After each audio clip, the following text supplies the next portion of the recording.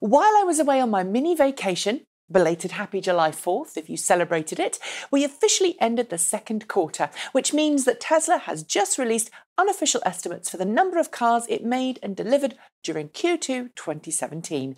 And as a reminder, it's unofficial because Tesla has to reconcile its books and to go through all the quarterly paperwork, some of which still has to make its way back to Tesla headquarters, before it makes those figures official as part of the quarterly earnings report. And we can expect to see that sometime in August. Although Tesla's estimates are genuinely accurate, the numbers given in the estimates do tend to be a little pessimistic and are often revised upwards in the official earnings report, so you should treat these figures accordingly. And of course, I'm not an investor or a financial advisor, so if you decide to do anything financial off the back of what Tesla's estimates say, you should seek financial advice first. Okay, with that disclaimer out of the way, we can get on with the rest of this episode. Following on from a record-breaking Q1 in which it delivered a total of 25,051 cars, Tesla estimates that it delivered just over 22,000 cars in the second quarter of this year. This puts total vehicle deliveries for the first half of the year at 47,100 vehicles, barely squeaking into the 47,000 to 50,000 vehicle production guidance Tesla predicted it would achieve earlier this year, but still 53% higher than the delivery figures achieved by the company for the same period last year.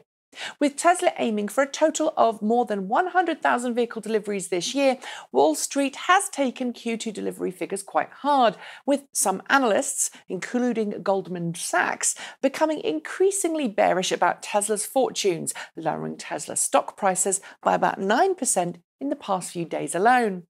But, says Tesla, there's a really good reason for those Model S and Model X deliveries being a little lower than it had predicted, and it's to do with battery shortage of the largest 100 kilowatt-hour battery pack found in its flagship Model S P100D and Model X P100D models.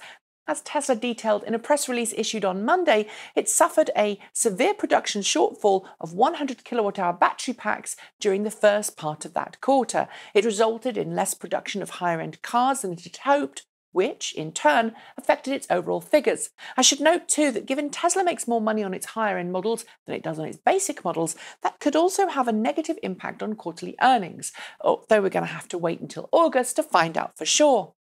What exactly caused a shortfall in production for the high-capacity 100 kilowatt-hour packs? Well, sadly, Tesla failed to go into specifics, but instead stated that the batteries themselves are made using new technologies on new production lines. It's not clear if those production lines are at the Tesla Gigafactory, but if I had to guess, I'd say they were, since Tesla states in its press release that the technology challenge grows exponentially with energy density.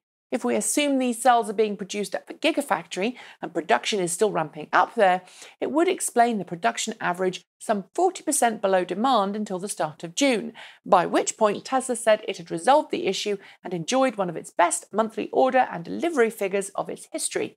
It's also worth noting that Tesla specifically chose to mention Model X build quality in its press release, noting that very few Model X cars rolling off the production line today are suffering any quality control problems, something that certainly wasn't true a year ago when Model X production was being held back by a whole slew of quality control issues in the factory and immediately after delivery.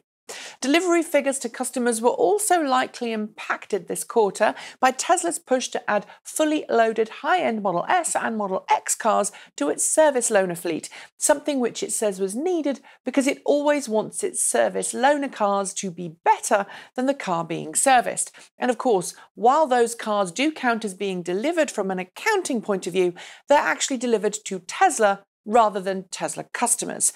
And that, of course, means that less high-end Model S and Model X cars get to customers, which I'm sure is one of the reasons that analysts are starting to worry that Model X and Model S orders are beginning to plateau. Naturally, Tesla is more optimistic and says that provided global economic conditions do not worsen considerably, it hopes that combined Model S and Model X deliveries in the second half of this year will likely exceed that of the first half of the year.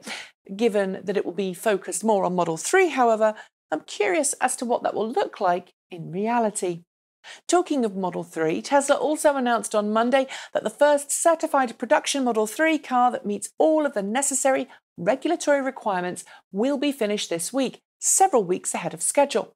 Serial production, therefore, for Model 3 will be in full swing by Friday, and the first batch of Model 3 cars, around 30 in total, will be delivered to customers at the Fremont factory on July 28th. Interestingly, Tesla still hasn't released official pricing for Model 3 options yet. So far, all we know is that those initial customers will be offered a choice of 18 or 19-inch wheels, plus a choice of different colours. And since it's expected that Tesla employees will be among the first to get their hands on a Model 3, they were given early access to the reservation system, we may not hear specifics on pricing for some time to come. What do you make of Tesla's delivery estimates for the end of Q2? What do you make of the news that Tesla is ready to produce the Model 3 in just a few days' time? And do you think that Tesla's second half of the year will be plain sailing or more hiccups? Leave your thoughts in the comments below. Don't forget to like, comment and subscribe. And of course, if you'd like to see more videos like this, then why not contribute to our running costs via Patreon? I've left a link below and a clickable one at the end of this video. That's it. Thanks for joining me. I'll be back tomorrow. And until then, keep evolving.